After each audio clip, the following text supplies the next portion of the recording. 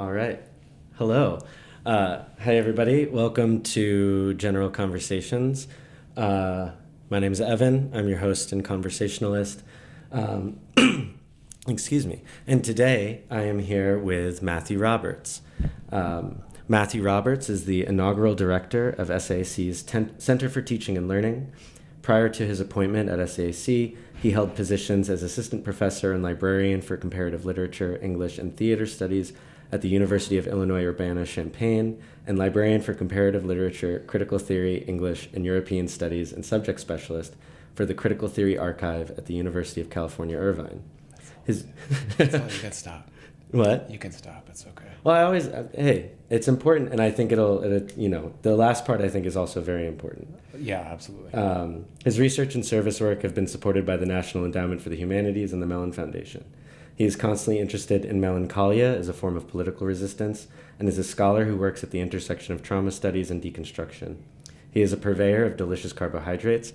I would know. Yep. I've been able to have some of them. Tube guitar amplifier enthusiast, and currently looking for fellow sound artists and or musicians with whom he might collaborate. Matt, welcome. Thank you so much. Yeah, is there anything you'd like to add? No. No. That's what we've got the next hour for. Exactly. It's always funny. Bios are such especially in the poetry literature scene of Chicago, it's like, do you read bios before people go on? Do you not? And I've always been somebody who I'm like, let's read it. Let's see what's going on. I appreciate that. Thank you very much. I'm really excited to have you on. Excited to be here. It was really an honor to get the invitation. Oh, well, thank you. So it was quite surprising, and I'm looking forward to this, actually. Yeah, oh, amazing. Absolutely. Yeah. And maybe this will be part of the answer to the first question, which I always ask, which is, how do you think about conversation? Is this something, and I mean, especially as the director for Center for Teaching and Learning, I can imagine that's something, it comes up as important a lot, but I guess what are your thoughts on conversation? It's a good question. And I thought that you might actually ask me this question because I've watched the 2 previous episodes and I've learned a lot from the 2 artists that you had. And, my early training in philosophy had it that if there's a term of particular significance that you want to spend any time studying, you need to sort of understand the etymology of that particular term. So I did my due diligence to do that with conversation and learned that our contemporary understanding of it as 2 people in dialogue, more or less, sharing ideas and whatnot. It's actually a modern definition that its origins speak to cohabitating and then conversare. The versare means to be in a spiral or a vortex, and so it was used to define the way that people inhabit or co-inhabit a particular space. It's not until later, in the medieval period, where it gets adopted into Middle English that it starts to shift a little bit, and not until really the 17th century that it means this kind of sharing of ideas and a shared space and whatnot. But also, interestingly enough, it was used if you are in criminal conversation with someone. It was a euphemism for having an adulterous relationship with them. And I sort of like all of these aspects to the word conversation, sort of this vertiginous aspect of it, the spiraling and revolving sort of movement, as well as something kind of criminal about the word. And so I think that there is something about that that's really striking to me, insofar as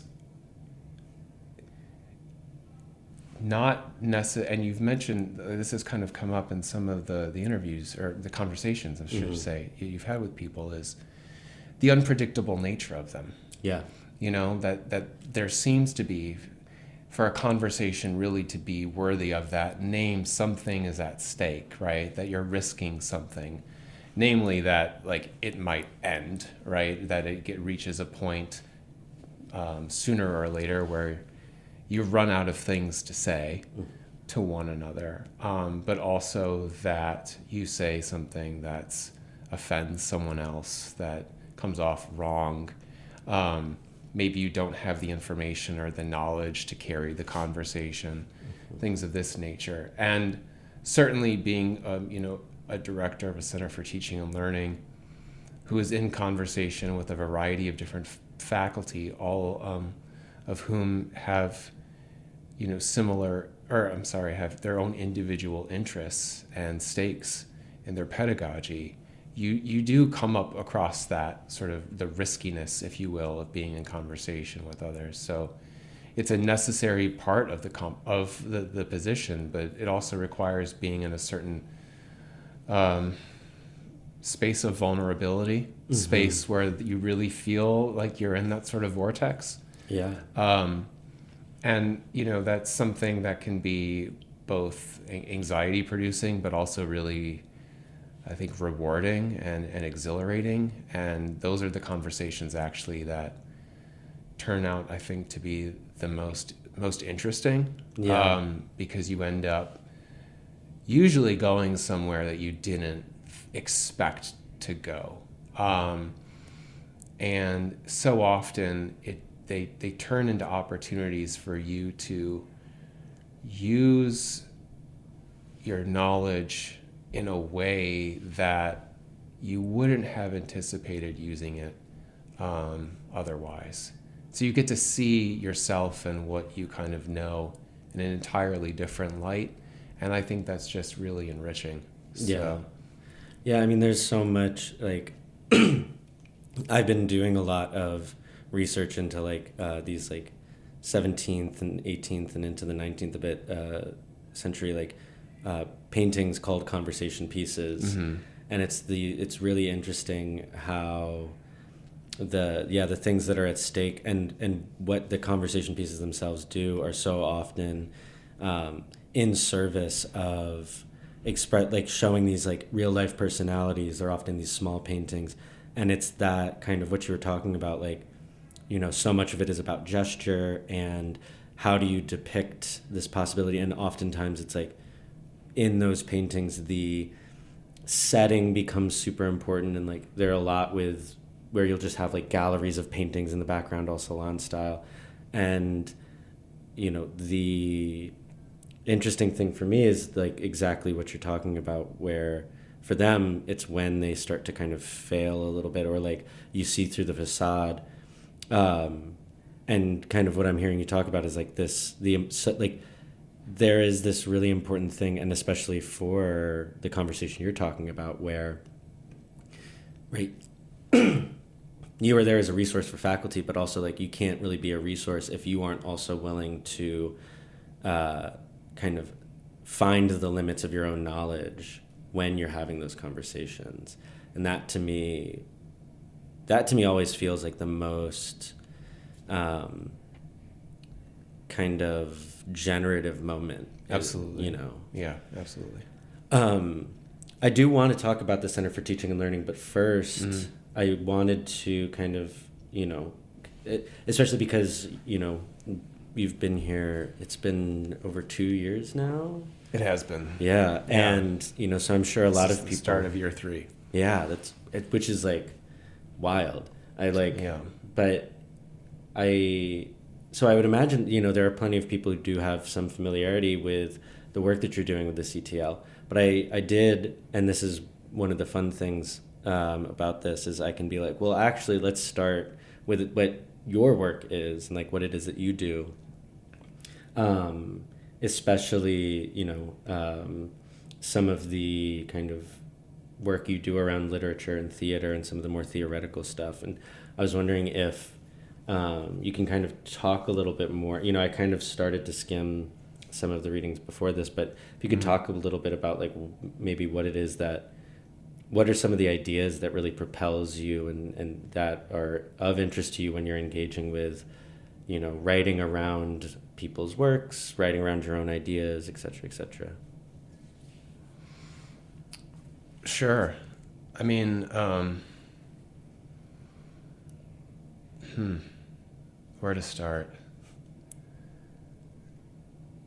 I think in order to answer that question, I have to kind of go back and give you some context, because I'm not sure that it would fully register how I might answer that question without giving you a little bit of background information, which is that, like, I did my undergraduate degree in philosophy at DePaul, which turned out to have like one of the premier continental philosophy programs in the country. I did not know it at the time.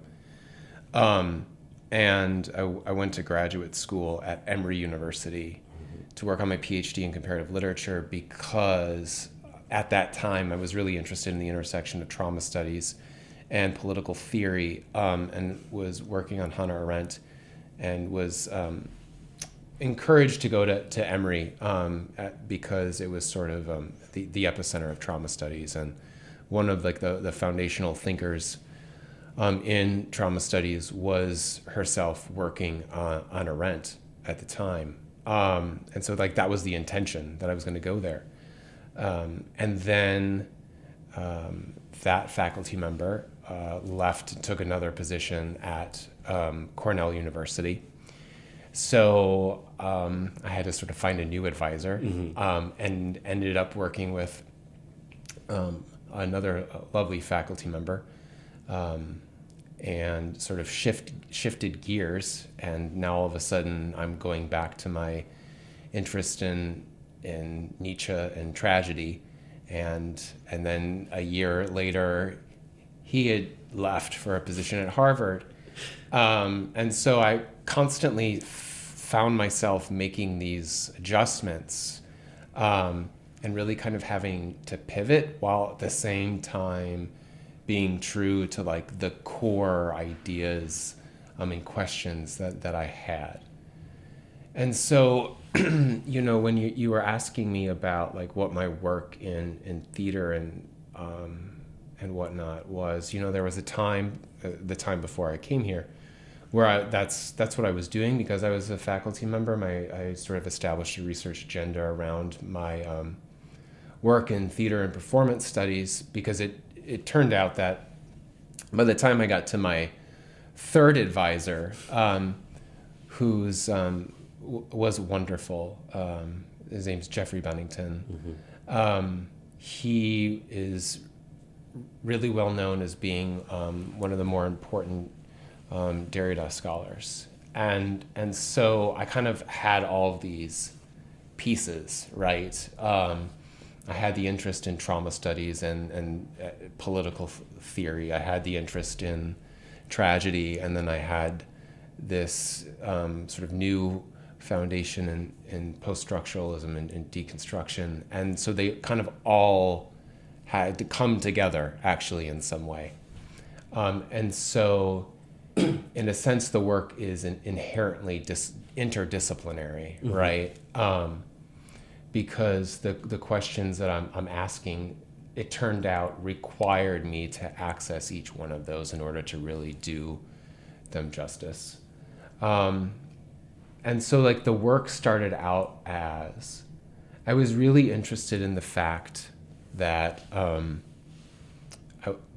it turned out, it's kind of serendipitously, that the work that I ended up being interested in, which was largely post World War II European theater and performance, was a place where I could ask some of these questions.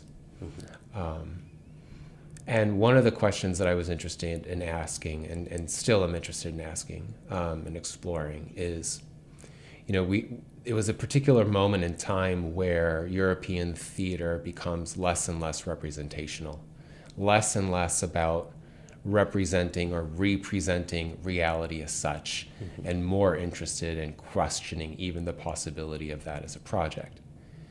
And it just so, and not to say that these are causally linked, but it just so happened to coincide with, in the wake of 30 years of world wars, right? And there's this interesting moment in Beyond the Pleasure Principle, where Freud is defining what trauma is. And he makes this really interesting insight, right? That trauma is an event that actually disrupts your ability to be present to it. You cannot be fully present to trauma. It, in fact, completely disrupts your time, your sense of time and space, your sense of being present, being in the world at a particular moment in time. And the only way that you really catch up to that are through a series of delayed effects that occur after the fact.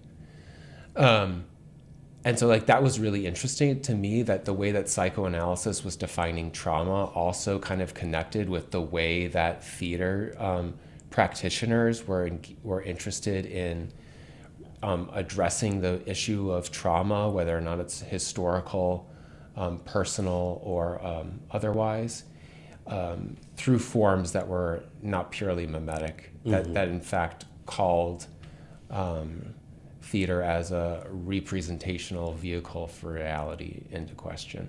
And so like that was like the origin of that work. And it's subsequently morphed into other projects, but I think theater's engagement and performance's engagement with trauma has always been one of the core interests of mine. Yeah. I mean, I love that kind of the story of having to pivot and having, right, there's like part of it where it is, right, having to be like, okay, now who is the person that I'm moving to next? But it's also this kind of way in which the relationships that, like, you get to create more relationships, and you have to be you continue to be intentional in these relationships, right? And like, yeah, I don't know. I think it's like it was chance. Yeah. Or fate, or whatever you want to call it, or, you know, the Amazon algorithm telling me like, oh, you like this person, you should go read Sarah Kane. Well, yeah, and then I'm like, I read Sarah Kane, and then all of a sudden it's just like, yeah. I mean, I have stories about that, you know. Mm-hmm. Well, but then once you kind of get that, right, and I think, you know, once you get there in the algorithm, it's like, well, now now I have to be intentional here, right? It's like, maybe it's like, okay, I've now ended up here.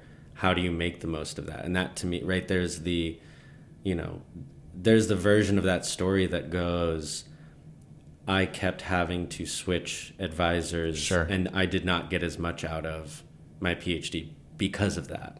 And I think, that to me is this really interesting way of approaching it. And also too, right, it is this really,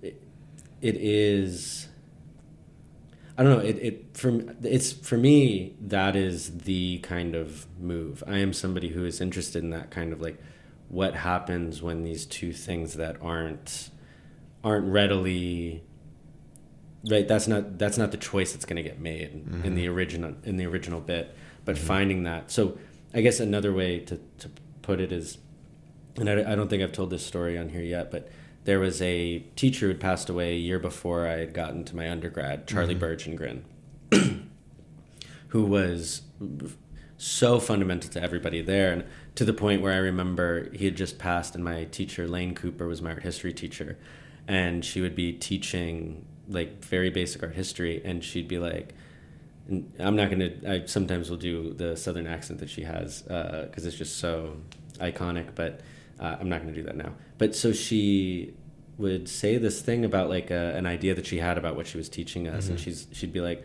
well, Charlie would probably disagree with me, and she's like, well, he can't do that anymore, and she'd like shake her fist at the sky. But he had just, right before this, he had gotten the Victor Schreckengast Teaching Award, and he gave his kind of acceptance speech, and he talked about when he was in, I think for his PhD, and he was finishing up his dissertation, he said it as, I had done all of the research, I just needed to write the damn thing. Yeah.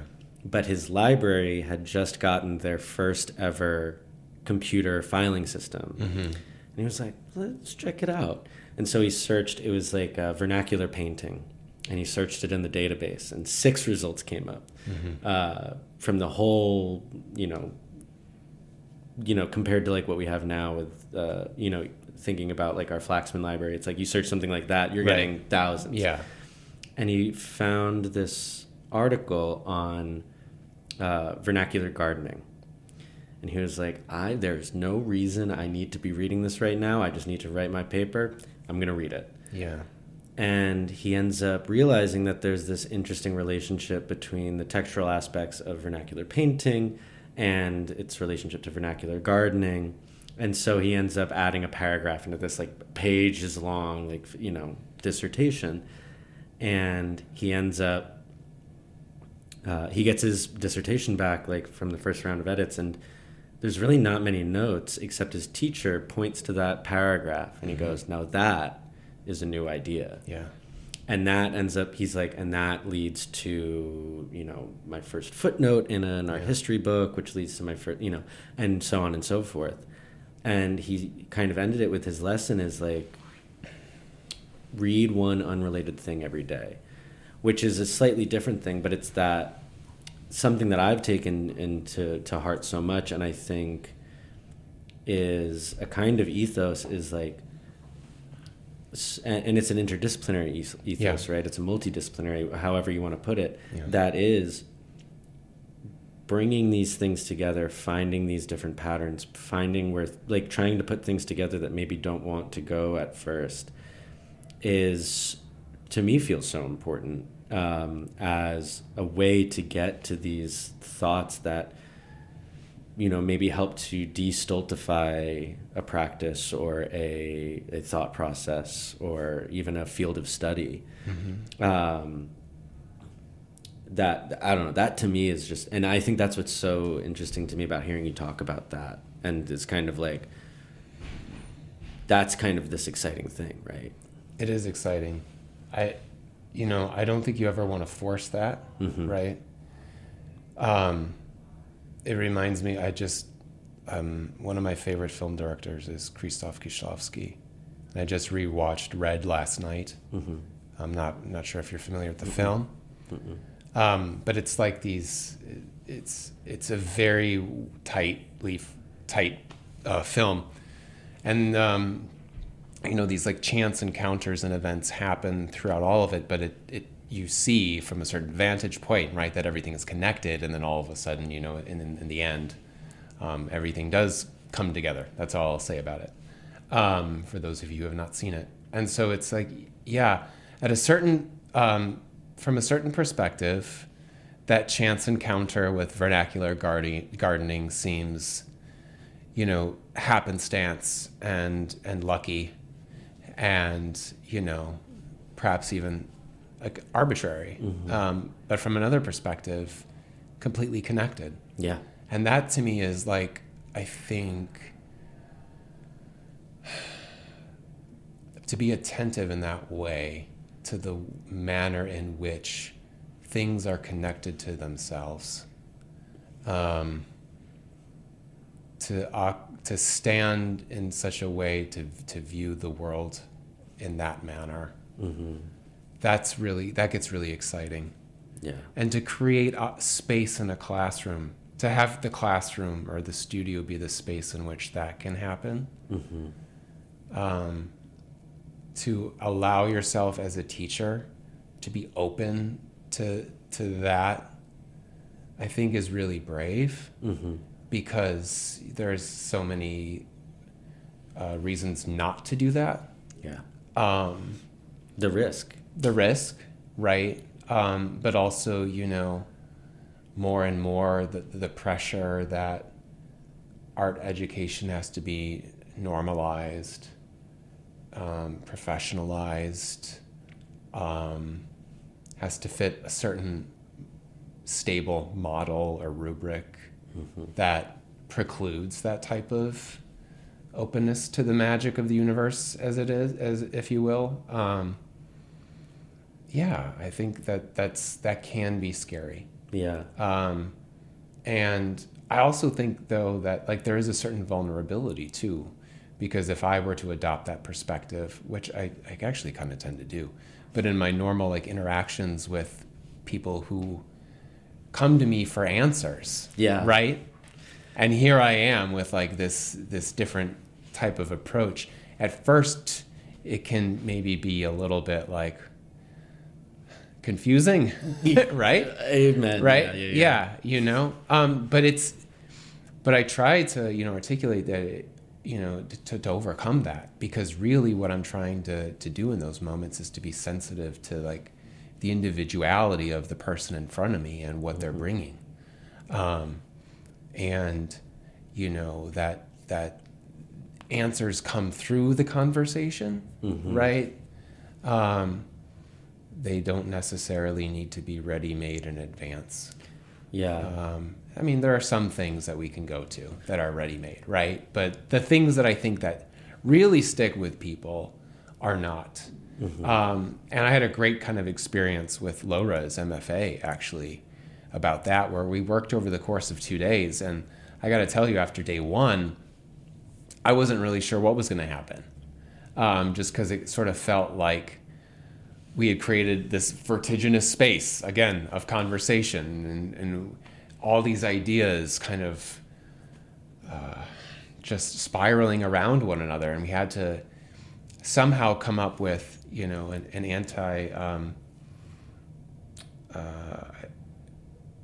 anti-racist statement or a non-discrimination statement for the program. And I wasn't sure what was going to happen. And I stayed up quite late but I saw the architecture of it all. Yeah. And I presented, I said, this is what I think we're up to. Here's the shape. And then from then, like, the thing just wrote itself. And I think it turned out to be it turned out to be much better than anything that we could have created if we just looked at examples of how to write this as it's written at other institutions. Yeah. Because we were able to capture really like the voice and the values of the people in the room. And back to your point about intentionality, be very thoughtful about how we wanted to include them in this document. And I don't think that would have come through had we just done it in a sort of more traditional or conventional way. Yeah. Well, and more, this is something I experience, like we're seeing it and at the kind of like highest administrative level of like the government and, the federal government, and like all the way down to like students who rightfully are anxious of like what are deliverables from this education. And it, it's this idea that, kind of going back again to the question of things being less representational, is that, right, it's in that kind of nebulous space, right? It's not that there won't be a deliverable at the end. It's not that there won't be some solid, like, here is the job you get, here is the document we've created, here's the artwork you've made. But that to presuppose that deliverable, to presuppose what that looks like is not, it's maybe something that can exist in other fields. I'm skeptical, but there are some fields, I'm sure, like business fields, where it's like, what the deliverable you want is, how do you get there? Sure. Here, there's something magical about, you don't quite know where it's going to end up. And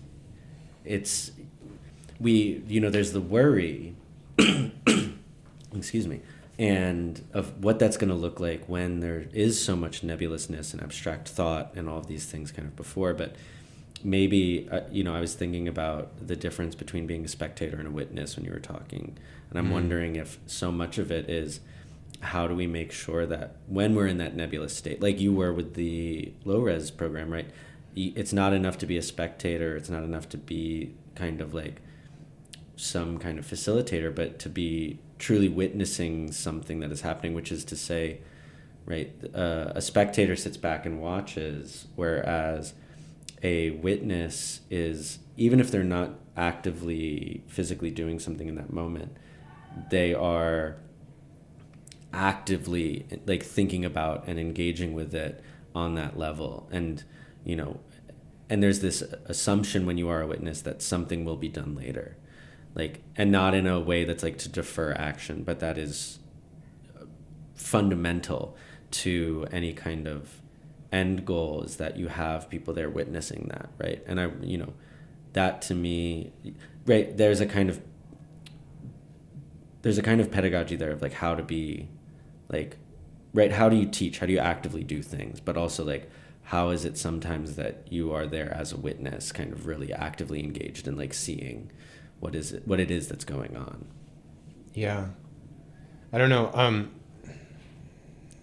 I don't know that I would use the term witness. Yeah. Only because of my own training in trauma studies, witness having a very particular kind of connotation. But I think it demands a certain rigor. Yeah. Right? And I think that's part of what you're getting at. That when you're in that space, it's not arbitrary and easy, that it demands a certain rigor. But, I was thinking about when you were talking about outcomes and deliverables, and it's true, right? We don't want them necessarily to determine the pedagogy. But there was this other thing that sort of came to mind, which is that I've been working with a lot of faculty who teach writing, and we might be getting onto some hot takes. That's later. We might. This just could have been an episode of hot takes. Truly, yeah. And one of the things that they're concerned about is, and this was really refreshing actually to hear from a lot of the writing faculty, and in particular from the head of the writing center. I think she's got great vision, and she's a poet. And Layla. But she's like, I want my students, when they're learning how to write, to make mistakes. Yeah. I want them to embrace that. I want them to learn how to trust themselves and listen to their inner voice. And we were having a conversation, and I said, yes, that's absolutely necessary. Like, you need to cultivate your daimon. Like your little spirit that just whispers to you, and that serves as your kind of like artistic intuition. You need to cultivate a relationship with that and trust in it.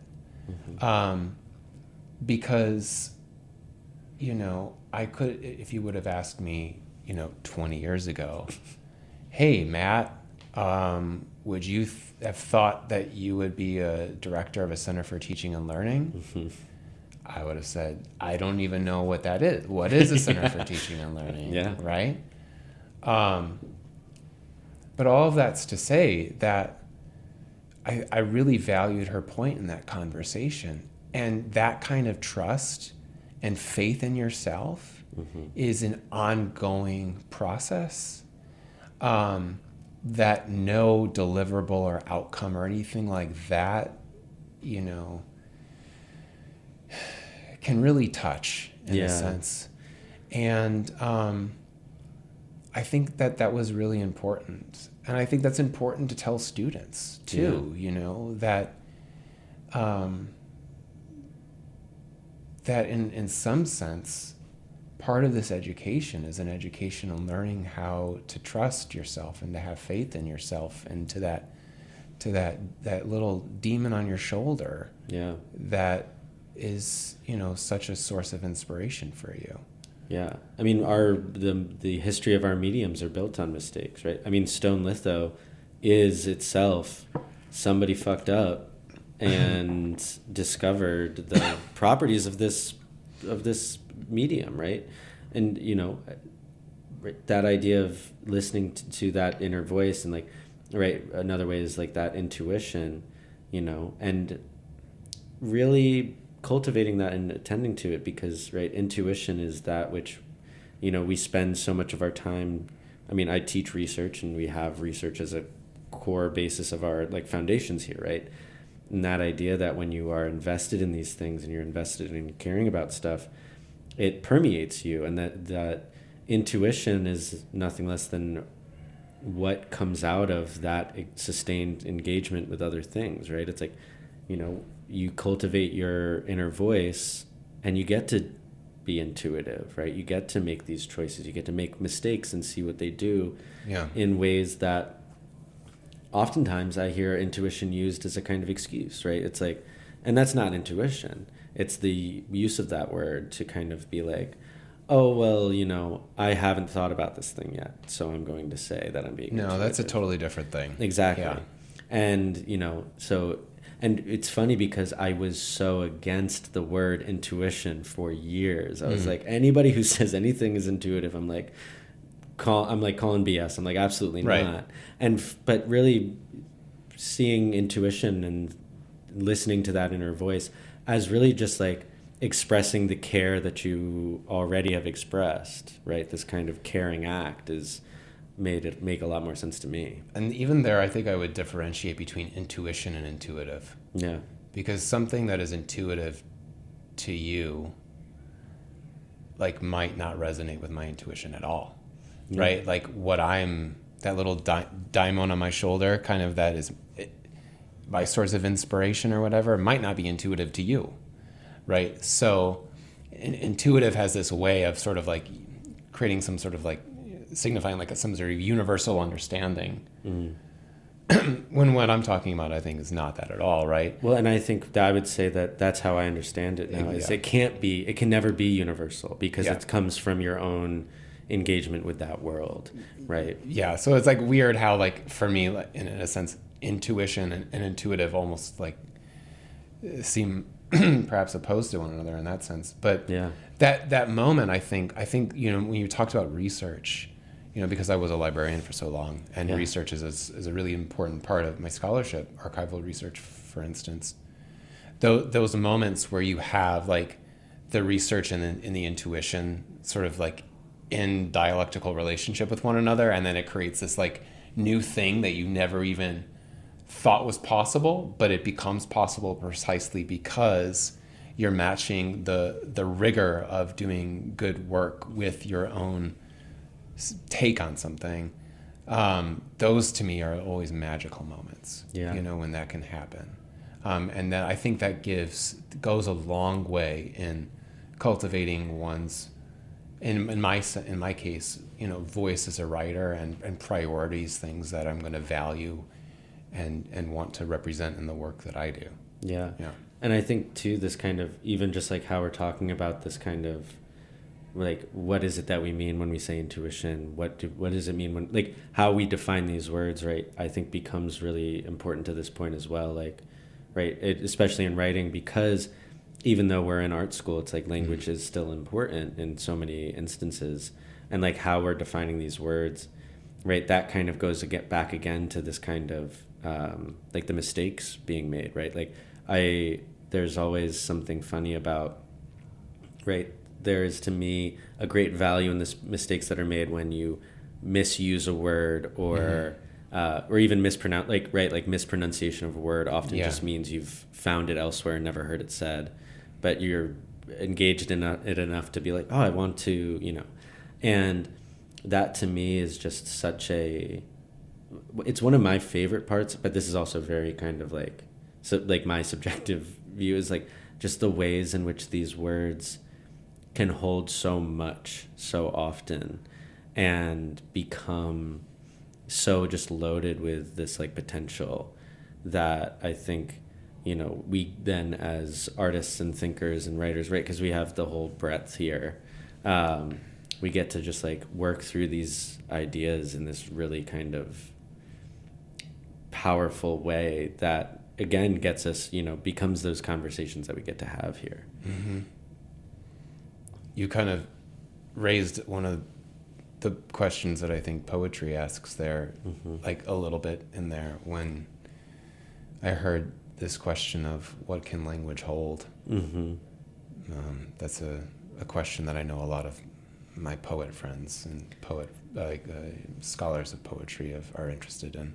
Yeah. Well, it's funny. I am somebody who's very invested in lectures and lecture performances. Most of the lectures, I love reading lectures, and most of the lectures I read are from poets. And it's some of the most, like, maybe I'm just it's like I've just ended up there, but it's just funny to me how Mm-hmm. many there are. I mean, and also of course, Ann Carson, my like Sure. guiding light. Me and my friend Lemmy joke we're two halves of one Ann Carson. They're the poet, I'm the lecturer. Yeah. But yeah, but it's that funny thing, poetry being this great example of just how, again, that interdisciplinary comes back in. Like, for me, I couldn't think about lecture. I can't divorce lecture from poetry, right? The poetic ideas and poetics as a thing, right? Is so right. But it's funny the ways, and maybe you have thoughts about this, but like, ooh.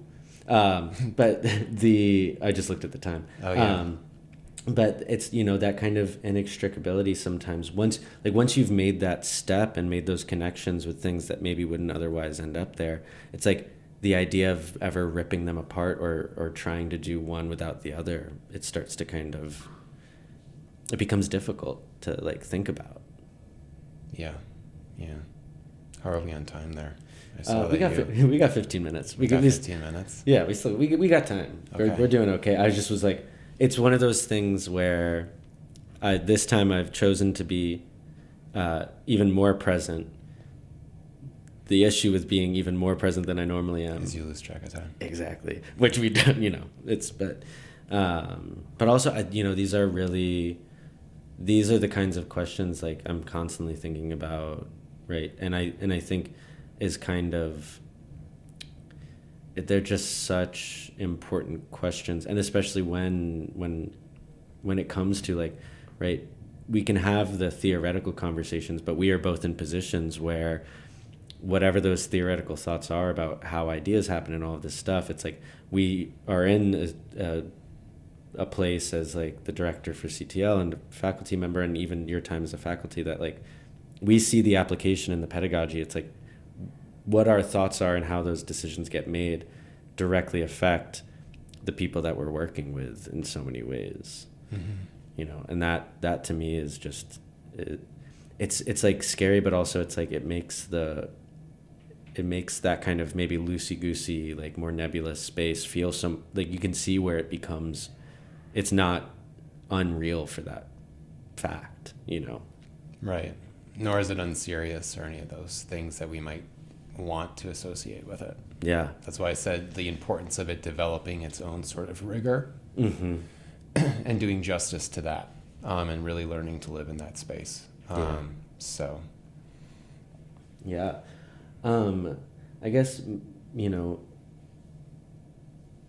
I do want to talk a little bit more. I mean, we've kind of done the back and forth a little bit, and we have talked about pedagogy, but like, I also wanted to make sure we took time to kind of both, talk about the CTL, but also, and I'm biased because I've gotten to work with the CTL, but like also like just shout it out and be like, right. It's this no, really I cool appreciate thing. that. Yeah, absolutely. Because I remember when I was first hearing about it possibly happening, and I was like, I got here and everybody was like, I'm a newer-ish. I mean, it's been 5 years now, which is wild. But that this thing that we've been working for a long time, and I remember being like, what is it? What is a CTL? And I even was hesitant at first to go in because I was like, what is this? What does it mean? But it's really, I guess, like, what for you would, maybe just with the idea that maybe people don't know what it is. Sure. And especially people outside of the community who would listen to this. Like, what is the CTL? Yeah, what is it? It's I think that a really important part of the CTL's mission is to provide faculty with support on their journey as becoming teachers. And that can happen in a lot of different ways. Mm-hmm. It can happen in the case if you're completely new to teaching, and let's say you just got your MFA and this is your first job, and you really need some help with crafting your syllabus, with course design, with just the mechanics of teaching. We're a support system for you. We have services that can help faculty with those types of things. But really, I think at the heart of it, the Center for Teaching and Learning, like I really take that word center seriously.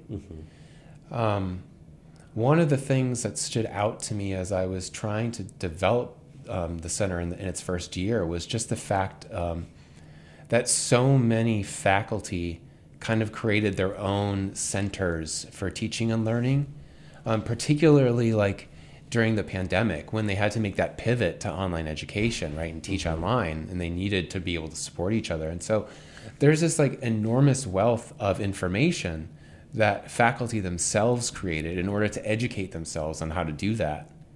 And when I saw that work and I saw how much faculty cared, and getting back to that question of intentionality, how much effort they put into it, it really seemed to me that whatever the center was going to be, it had to do it, justice and honor that energy and that effort.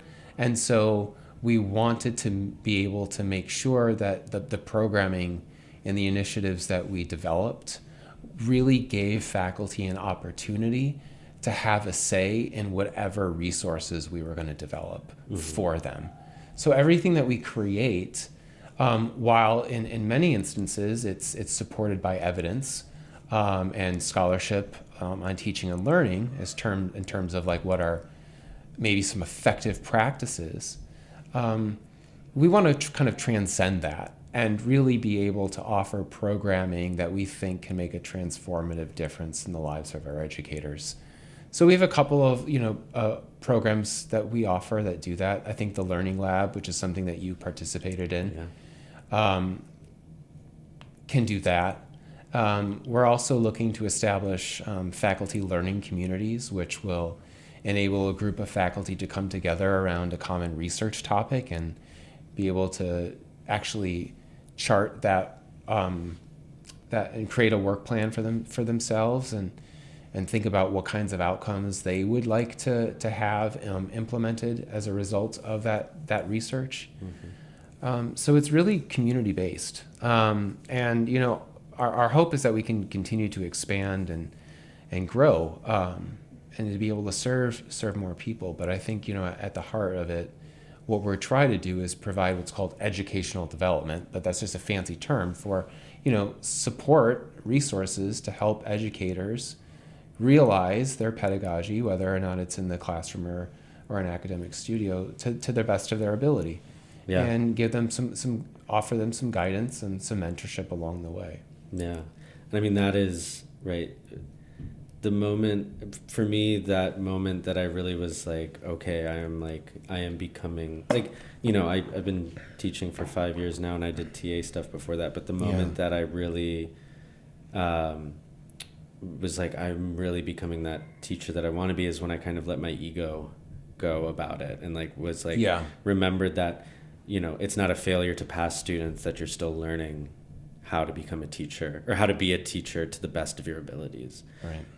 That, they didn't somehow get some lesser version of you. No. Just that, the things develop, which, and I think too, I think one of the really exciting things is that, the having that support system for faculty, and especially, it's like our school can get siloed so quickly. It's Absolutely. Like we have so many buildings to like you said, to have that center to create that community. I think is so valuable. And so I mean, even if it's just a space, if you're an individual faculty member and you need a place to just relax and catch your breath in between classes, because there isn't space. Yeah.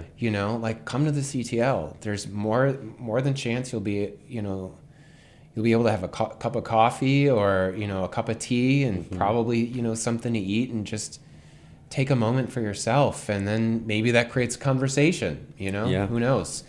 But it can just be a simple thing like that, or it can be a big thing like you're going to participate in a year-long initiative with us that's going to really help us implement what we think is going to be an effective resource for helping faculty with their online courses, which is what the Learning Lab is this year. Yeah. So we're bringing faculty in not only to workshop their online courses with one another, but to work with us and develop the resources that we're going to provide other faculty across campus on online course development and implementation. Yeah, which is huge, and it all funnels back, over and over and over again in that really kind of amazing way. I mean, I was on the Learning Lab for critique, and the way I've been able to both give my thoughts on critique, but also like how I've seen myself, even this semester, I did it last semester, like slowly implementing these new ways of like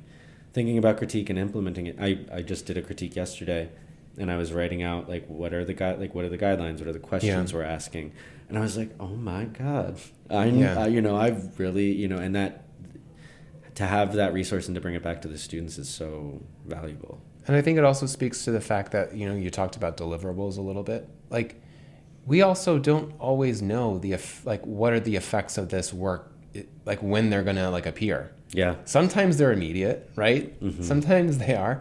But a lot of times, like, we don't really understand what happened and its significance until days, weeks, months, even years later. So, you can constantly be learning from a particular experience or moment in time. It can take new meaning on as you gain more experience and learn more about yourself as a teacher and whatnot. So. And God, I hope that's the case, because wouldn't it be sad if everything just its effects were only immediate and never had any effect down the line? Yeah.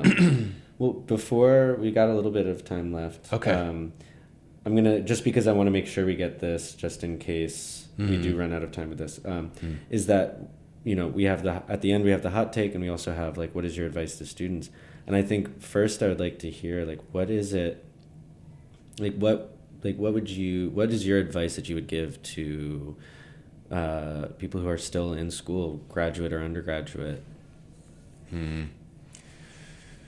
Oh man, I don't know that I like to. Giving advice is a tricky thing, right? So I say this humbly and with a great deal of humility. Take care of yourself. Take care of other people. And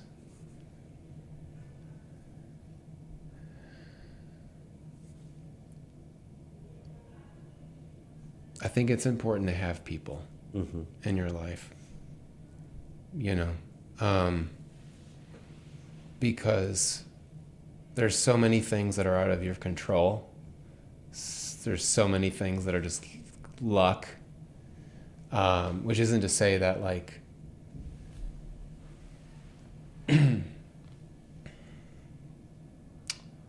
it's all arbitrary, and that things just happen that way. But I think it's important to have people in your life that you can trust. And I think one of those people needs to be yourself. Yeah.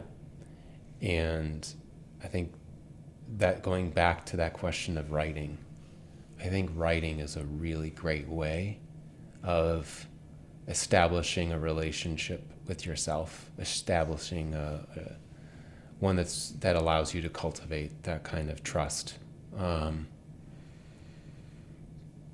and to transmute the emotional life and the spiritual life into a world that you can narrate.